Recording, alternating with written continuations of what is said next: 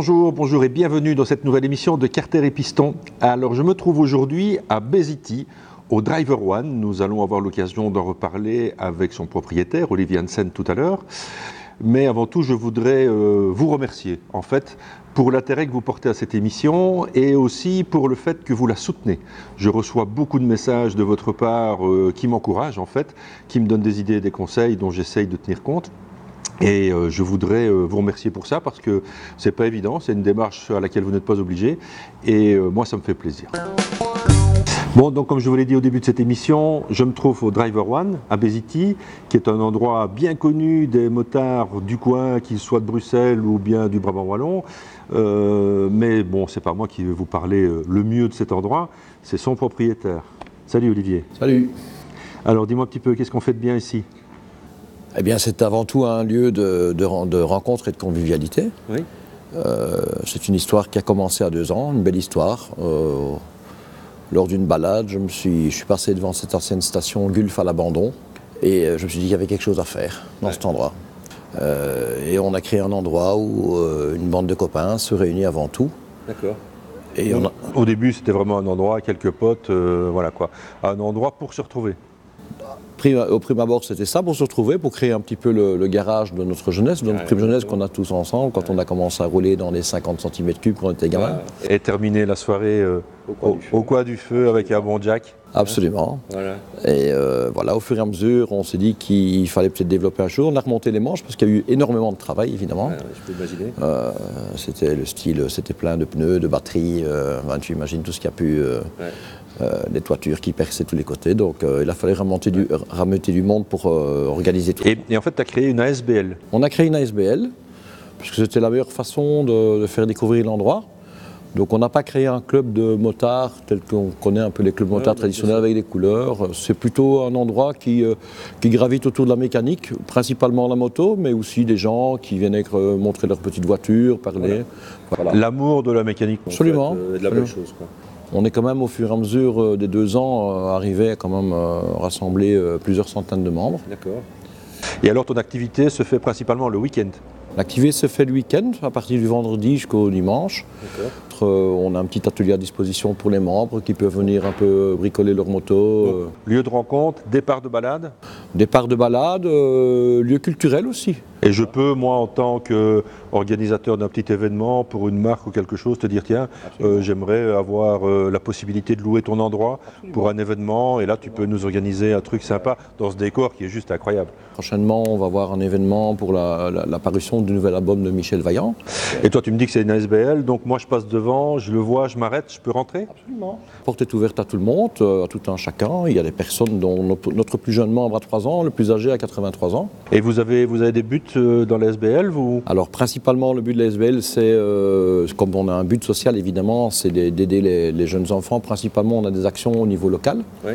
Donc on participe déjà par esprit d'insertion au niveau de la commune, on participe au marché Noël, aux activités qui sont organisées par la commune.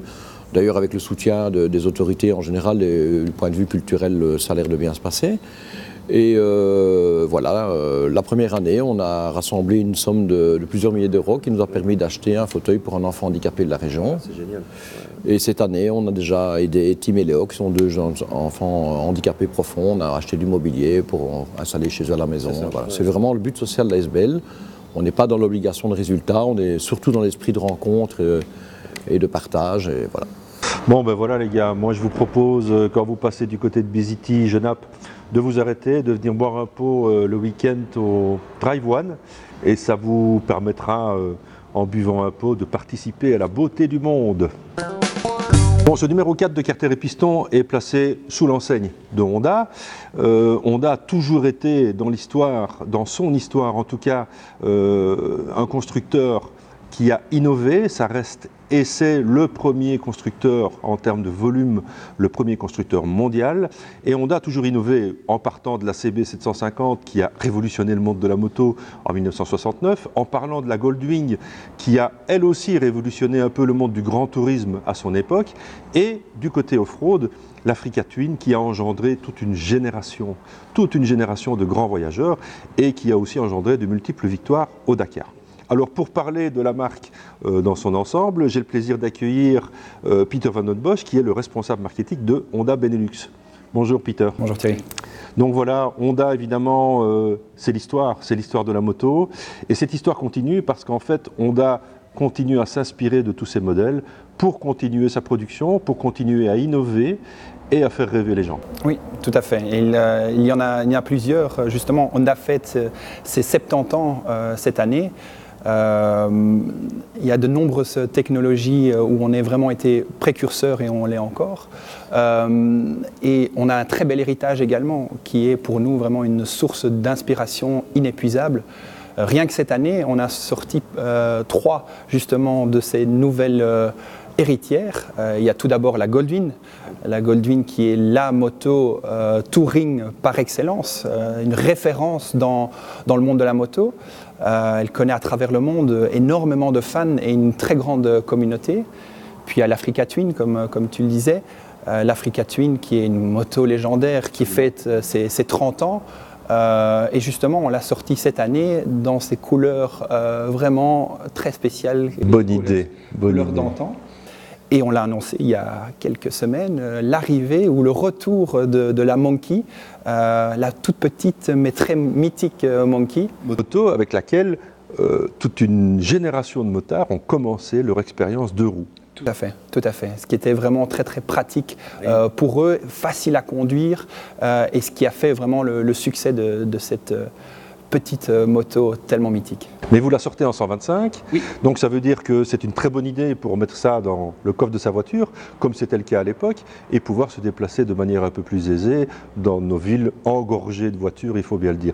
125 cm3, ça veut dire accès à tous les permis. Exact, ouais. Tout à fait. Alors, tu nous as parlé de la Goldwing, évidemment, en moto légendaire. Vous sortez cette année la nouvelle Goldwing qui a été remaniée de fond en comble.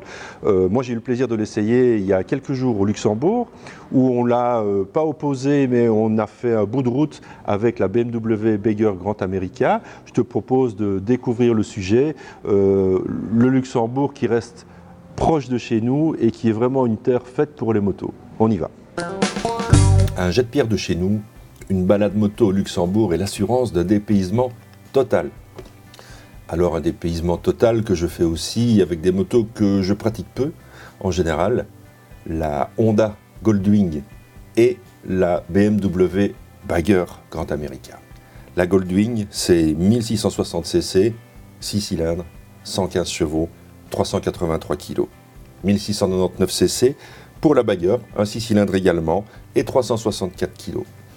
La BMW est annoncée à partir de 26 515 € et la Goldwing, le modèle que nous avons essayé, la Touring de luxe, est à elle 36 699 € et le modèle de base accessible dès 32 400 €. Ai-je sur sûr, balade et arrêt obligé, une véritable carte postale dans laquelle nous prenons le temps de boire un petit café bien à notre aise. Alors, la Honda, en fait, on est à moto, comme vous le voyez ici, on surplombe un peu la moto et on a un angle de vue un peu plus large. Tandis que sur la BMW, on est plutôt en moto. On est plus enfoncé dans la moto avec une hauteur de selle beaucoup plus basse. Les routes luxembourgeoises sont un véritable régal avec une asphalte fabuleuse qui pourrait très bien servir un peu d'exemple à nos politiciens et aux gens qui s'intéressent un petit peu à l'état de nos routes en Belgique. Succession de vallées, succession de cartes postales, succession de virages. On évolue en permanence dans un paysage qui n'engendre qu'à une chose, à se faire plaisir avec les motos et à s'en mettre plein les yeux. Alors en fait, là nous arrivons au château de Burscheid. Étape pratiquement obligée parce que ce château, avec ses allures féodales, est vraiment juste magnifique. Et on évolue en permanence avec, à gauche, à droite, au-dessus ou en dessous, des vestiges de l'histoire du Luxembourg. Ici, nous arrivons à Vianden qui va nous servir en fait de ville-étape pendant notre petit séjour. Nous allons y passer 2 nuits. C'est à l'hôtel Bellevue de Vianden que nous allons faire étape les 2 jours. Alors, petit plus pour cette étape, en fait, c'est que cet hôtel est pourvu d'un parking souterrain dans lequel vous pouvez y ranger vos motos à l'abri. Et ça, c'est quand même un plus quand on voyage à moto. On aime toujours bien de ranger sa moto dans un endroit sûr pour la nuit. On va continuer notre route et toujours avec un peu de chance, c'est vrai, sous un soleil magnifique. Nous allons continuer cette carte postale du Luxembourg. Alors, au gré de nos pérégrinations, on peut évidemment parfois s'aventurer dans des chemins qui ne sont pas faits du tout pour ce genre de moto. Et il y a quand même une petite astuce sur chacune de ces deux machines, aussi bien sur la Honda que sur la BMW. Ces deux motos sont pourvues d'une marche arrière pour vous sortir de certains mauvais pas, parce que pratiquement 400 kg à pousser, ça fait lourd. Alors, on termine plus ou moins cette carte postale par un endroit absolument incontournable du Luxembourg à moto, c'est le Mullertal, qui est une succession de vallées, de virages, le tout dans des forêts pratiquement enchanteresses. Et là, c'est vraiment un vrai régal, parce que de nouveau, on se retrouve sur des routes dans un état extraordinaire.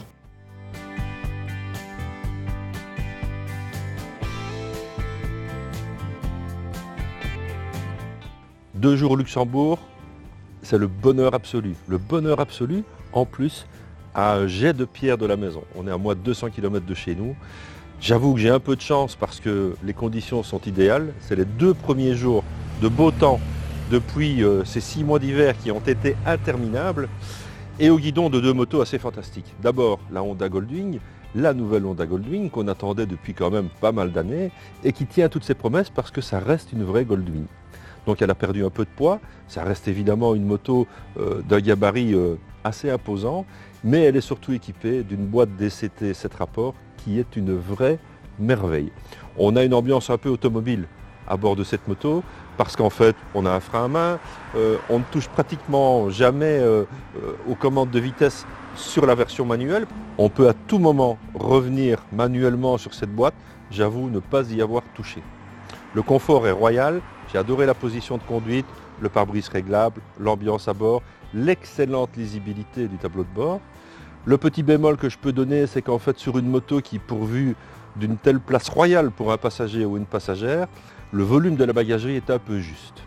Par contre, on est à moto, contrairement à la BMW où on est en moto. Cette moto est plus longue, on est dans la moto avec un avant qui vous monte un peu devant les yeux, et en fait cette machine se conduit différemment parce que le moteur est plus rageur. On a environ 350-400 cm3 de différence entre les deux machines, et en fait ça se sent. 160 chevaux d'un côté, 115 de l'autre, forcément on doit bien les sentir à un moment donné, mais la bagueur est bridée aussi. Il faut savoir que cette moto a une vitesse maximum de 165 km/h bridée par l'usine.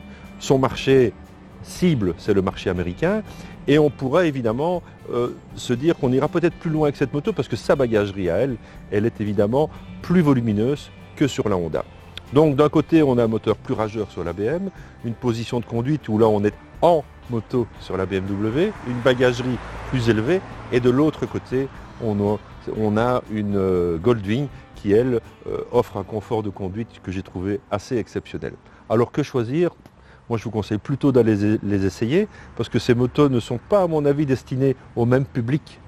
Donc, allez vous faire une idée par vous-même, allez essayer ces motos, mais surtout, venez passer un peu de temps ici au Luxembourg. Donc, venez passer un peu de temps au Luxembourg, parce que c'est une vraie terre d'accueil, comme le Luxembourg aime le dire de lui-même. Les routes y sont fantastiques, avec une asphalte qui est parfaite, mais attention, ce n'est pas un circuit. D'ailleurs, on a eu la possibilité de le vérifier puisqu'on s'est fait contrôler par la police, et le contrôle est complet. Contrôle des papiers, contrôle des pneus, de l'homologation des casques. Et ils ne rigolent pas parce que, en fait, malheureusement, il y a déjà 4 victimes à dénombrer sur les routes luxembourgeoises depuis le début de saison qui vient vraiment de commencer. Donc, le Luxembourg, une vraie terre de balade moto. On est accueilli dans les établissements de manière parfaite. Pratiquement tous les hôtels proposent des endroits pour parquer vos motos à l'abri. Donc n'allez pas chercher des endroits et des kilomètres. Venez faire un tour au Luxembourg, et si vous avez un peu de chance avec la météo, vous allez vous régaler. Bon, en attendant, j'y retourne. Bon ben voilà, je vous le disais, le Luxembourg, vraiment une chouette terre à découvrir. Bon, dans ce reportage, on a vu évidemment tout le bien que je pensais et tout le bien que l'ensemble des essayeurs pensaient de la nouvelle boîte DCT qui équipe notamment la Honda Goldwing. Cette boîte est une vraie merveille parce qu'on a peut-être, c'est vrai, une ambiance un peu automobile, mais quel confort de conduite. C'est vraiment une technologie que vous avez développé et qui maintenant, je trouve, est vraiment abouti. Oui.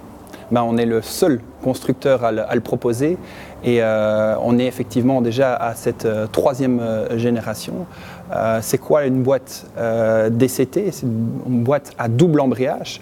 C'est pas une boîte automatique. C'est vraiment une boîte comme si on l'aurait sur les meilleures ou les voitures les plus modernes. Plus de poignées de vitesse, plus de levier de vitesse. Tout se fait de façon robotisée, comme si on le faisait naturellement. Mais ce que tu dis est exact, comme on le ferait naturellement, parce qu'en fait, moi j'ai trouvé qu'à l'usage, cette boîte est intuitive. En fait, elle change de vitesse au moment où vous vous dites « tiens, je changerai bien de vitesse ». C'est assez incroyable, oui. Et j'avais eu déjà la même impression quand j'avais eu la chance d'aller essayer l'Africa Twin qui est munie de la même boîte. Je me souviens, c'était en Afrique du Sud, on était en off-road et je me disais, c'est incroyable, je dois changer de vitesse maintenant et elle le fait. C'est ça, tout à fait. Et si on l'a mis dans la Goldwing, la toute dernière Goldwing, c'est pas pour rien, c'est que c'est vraiment abouti jusqu'au bout. Et il faut savoir que une moto, ou presque en tout cas une moto sur deux où la DCT, la boîte DCT est disponible, est vendue en DCT. Presque une sur deux, oui, tout à fait.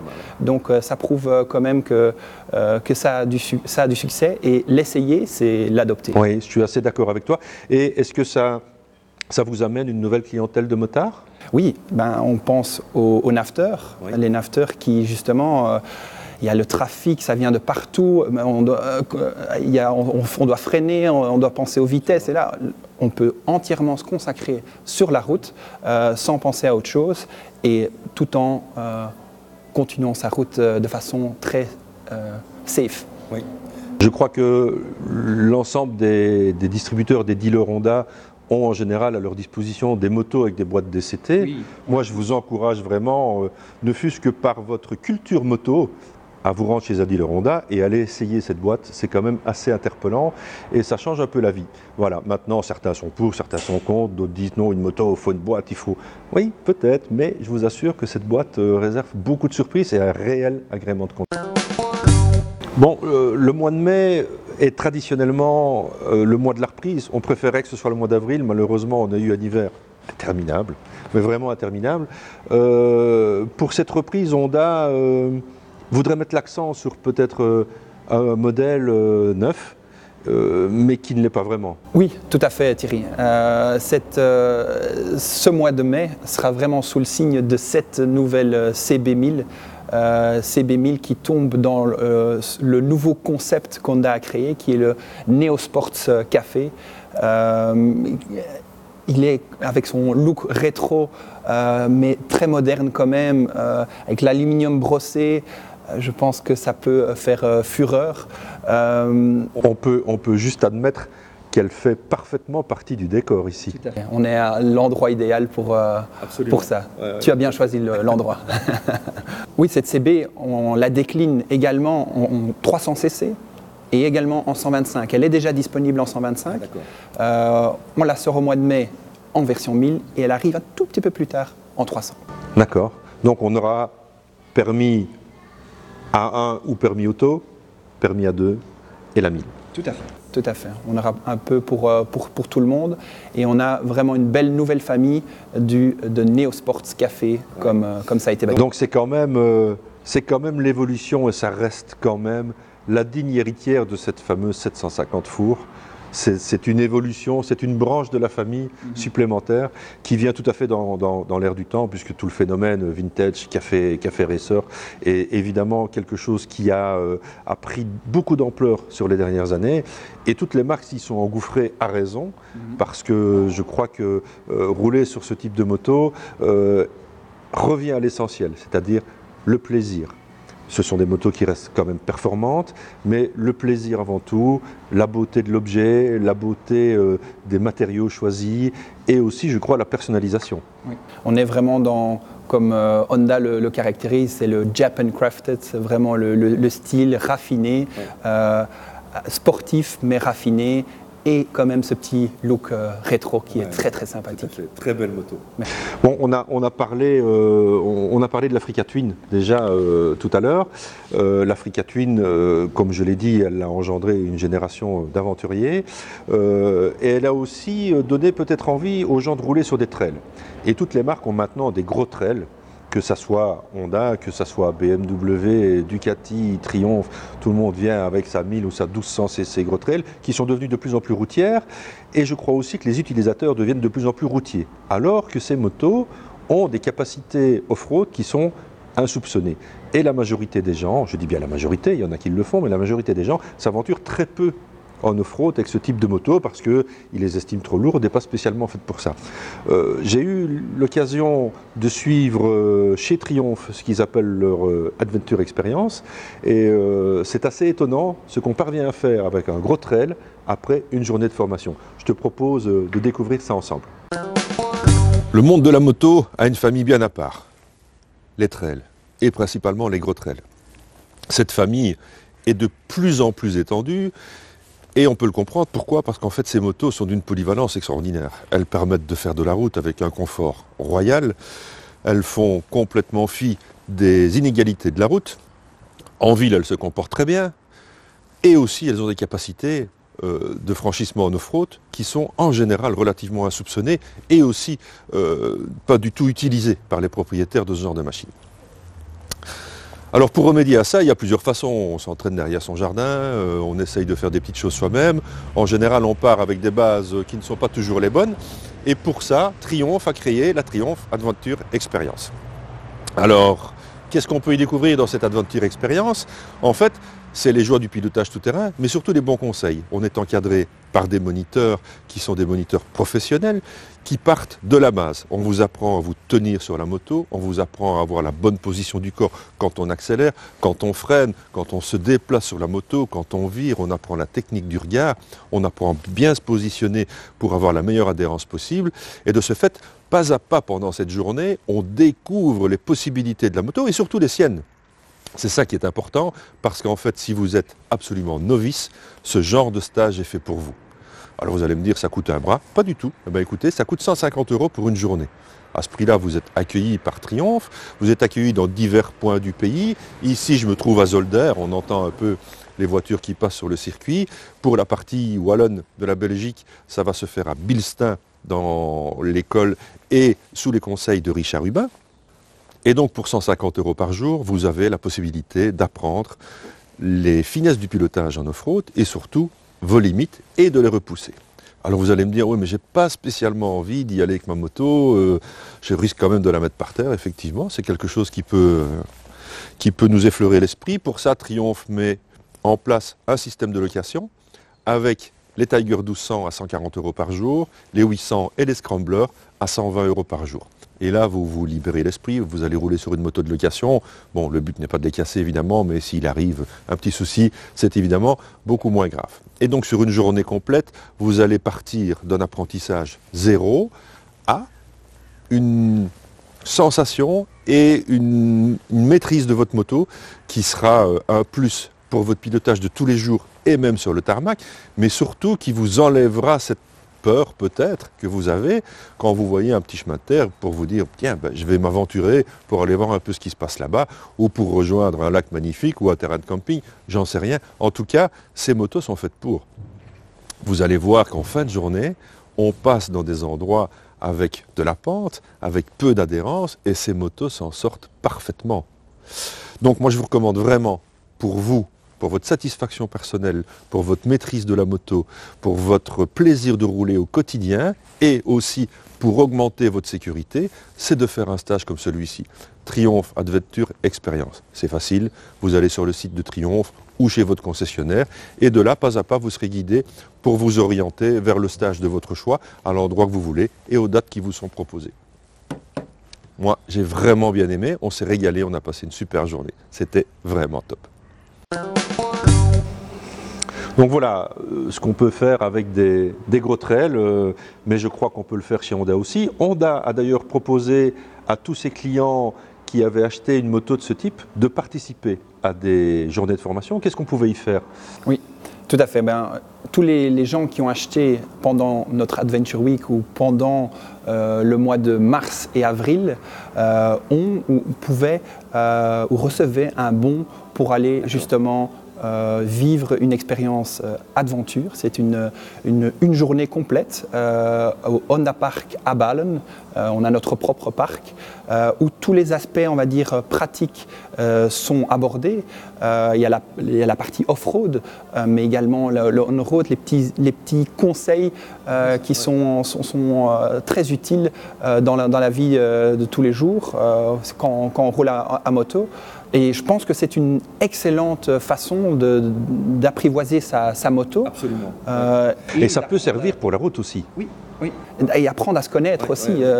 Donc les motos, comme tu le disais, les motos offrent la possibilité. Donc pourquoi pas découvrir cela tout en ayant les aspects on-road également. Bon, malheureusement, tu m'as dit que cette action était terminée. Oui, mais, pour les téléspectateurs de Carter et Piston, nous avons une petite surprise, c'est que nous avons encore une place. Une place pour participer à un Training Day chez Honda, au Honda Park. Alors, cette place, vous allez pouvoir la gagner en participant au concours qui va maintenant s'afficher à l'écran.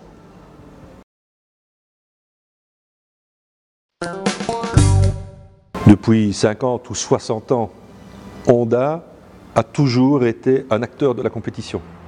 Pour les anciens ou ceux qui s'intéressent à l'histoire, les anciens, je parle de ceux qui ont un peu la même couleur de poil de barbe que moi, on se souvient de Michael Wood, on se souvient des Honda 6 cylindres, de ce bruit extraordinaire que ces motos faisaient avec des multicylindres, de petites cylindrées, c'était des motos extraordinaires. Honda anime la compétition actuelle aussi en termes de MotoGP. Marc Marquez a quand même signé plusieurs fois un titre de champion du monde au guidon de Honda. Il y a quelques jours, Honda vient de signer la victoire aux 24 heures du Mans, ce qui est quand même mythique pour la marque. Et le Grand Prix d'Austin a été aussi remporté par Honda.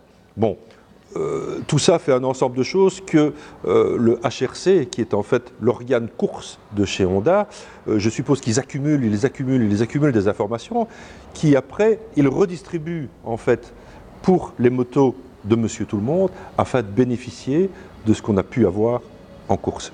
Alors, est-ce que c'est vraiment une vitrine pour vous ou c'est vraiment un laboratoire?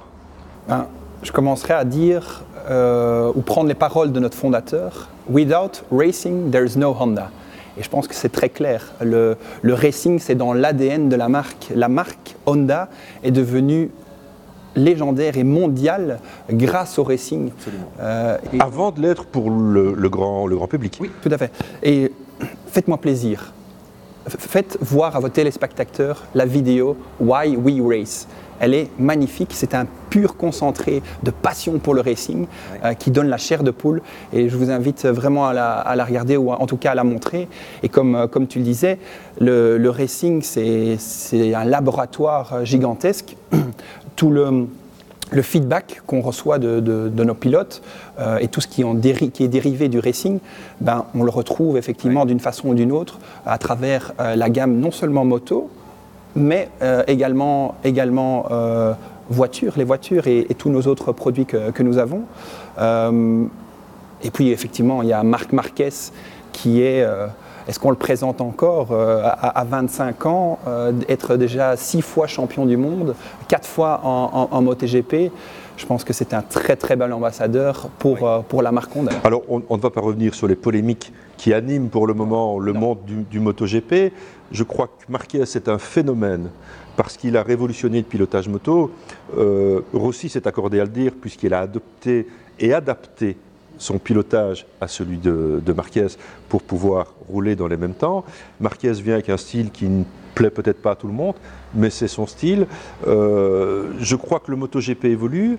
Est-ce dans le bon sens ou dans le mauvais sens, je ne sais pas. On n'est pas là pour le juger en tout cas.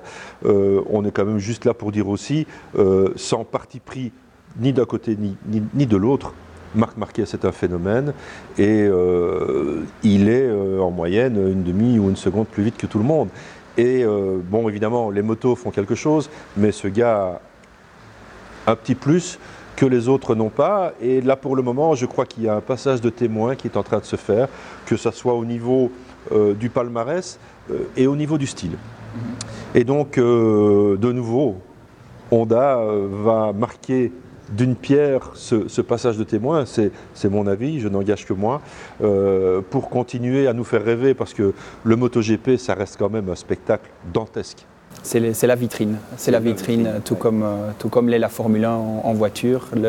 La MotoGP, c'est la vitrine par excellence. Une petite question piège, tu roules avec quoi? J'aimerais tellement rouler avec cette nouvelle moto-là. Tu n'as pas encore eu l'occasion de l'essayer? Je n'ai pas encore eu l'occasion de l'essayer. Bon, j'imagine que ça ne va pas tarder. Non. Le mois dernier, nous avions lancé un concours. Avec ce concours, vous aviez l'occasion de gagner une montre Yamaha. Celle-ci, vous l'aviez vue, vous avez été très nombreux à participer à ce concours. Vous avez tous tenté votre chance, ce n'était pas très compliqué. Il y avait une petite partie évidemment qui était un peu plus du hasard, c'était le nombre de bonnes réponses. Donc je vous annonce que c'est Philippe Lallieu qui a gagné cette montre. Il va être évidemment prévenu dans les tout prochains jours et nous aurons le plaisir de lui remettre cette magnifique montre Yamaha. Le mois dernier, vous vous souvenez, je vous ai présenté les vêtements de protection Ashok. Eh bien, le mois de mai correspond pour Ashok à une période pendant laquelle ils vont organiser des concours un peu partout dans la presse moto, mais également évidemment pour Carter et Piston. Je vous propose donc de participer à un concours qui vous permettra de gagner un ensemble complet de vêtements Ashok, de vêtements de protection Ashok, c'est-à-dire la veste et le pantalon, tout ça pour une valeur de 420 €. Donc, une fois de plus, les téléspectateurs de Carter et Piston sont gâtés. Voici le concours. Nous proposons aux auditeurs de Carter et Piston de gagner une tenue complète Ashok, la veste et le pantalon, juste à la bonne taille naturellement. Et il vous suffit pour cela de répondre simplement aux 3 questions qui sont posées. Un petit coup de main pour les téléspectateurs. Si je peux vous donner un conseil, allez voir sur le site Ashok. Questions qui apparaissent là maintenant sur votre écran et l'adresse mail à laquelle vous pouvez y répondre.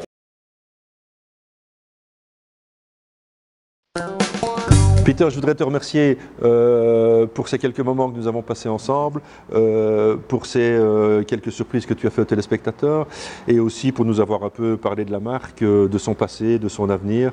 Et je crois qu'on parlera encore d'Honda pendant de nombreuses années parce que c'est une marque qui est attachée à la moto, c'est dans son ADN, comme tu le disais, et la course également. Donc voilà, j'espère qu'on se reverra bientôt et je crois qu'on se reverra bientôt pour d'autres aventures, d'autres essais et d'autres présentations de moto. Je t'ai reçu ici dans un endroit qui était un peu particulier. Je t'avais un peu réservé la surprise parce que c'est un peu roost, c'est un peu vintage, mais c'est en tout cas très sympa. Et moi, je vous engage, les gars, quand vous passez à Bay City, venez boire un pot au Driver One. Ici, on démarre pas mal de balades le week-end et vous serez toujours bien reçus. C'est un endroit convivial où on parle de moto et moi, je crois que c'est ça qui est important. Merci Thierry.